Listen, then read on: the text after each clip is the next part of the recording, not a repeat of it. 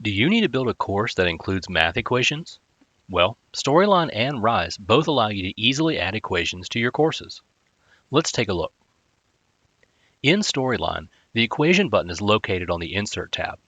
You have a place to type in your equation on the left and fields on the right for describing your equation.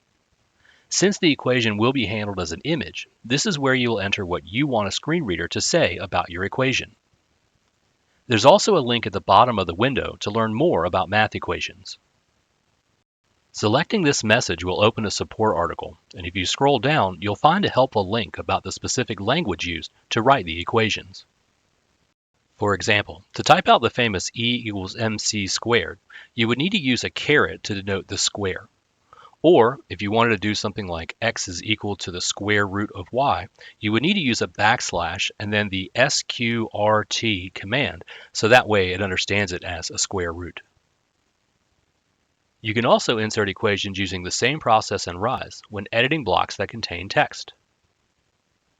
Thanks for watching. At UConn Learning, our goal is to make e-learning easy for everyone. Check us out at uconnlearning.com.